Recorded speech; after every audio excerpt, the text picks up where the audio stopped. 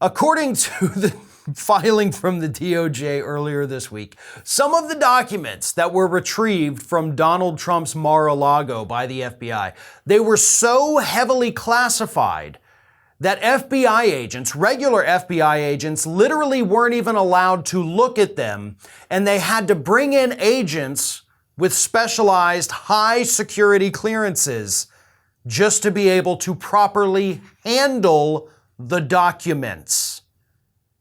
Now, that story is just to let everybody know, of course, from the DOJ, how sensitive this material was that Donald Trump was hoarding down there at Mar-a-Lago. It was so secretive, so highly classified, that we couldn't even allow just the regular run-of-the-mill FBI guys to touch it. We had to bring in the guys from the top with the highest level of security clearances just to be able to pick it up in case they accidentally opened it and saw top secret information.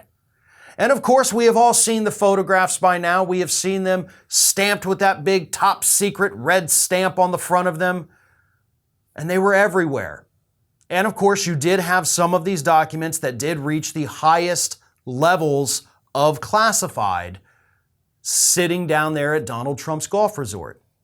Now, of course, the interesting thing is that Donald Trump claims, and he continues to maintain, that I declassified all of these things, right?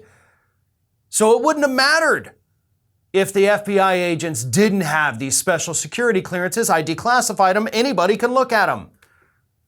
Technically, still not even how that works. But here's the fun part.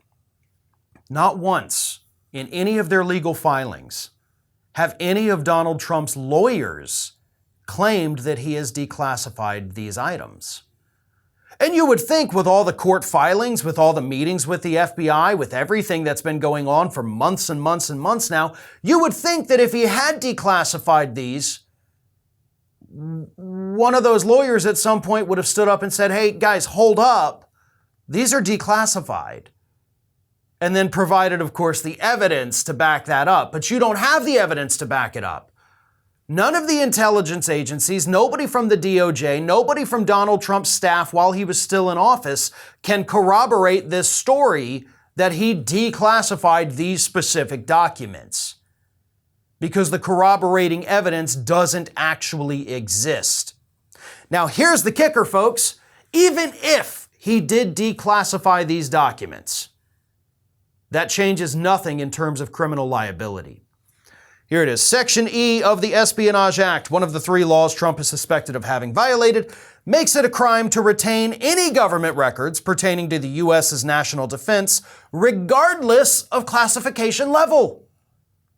So even if he declassified these things, he's still in violation of Section E of the Espionage Act. So it doesn't change anything. Classified, not classified, doesn't matter. And yes, that's important. That's something that's probably going to come into play as this investigation continues.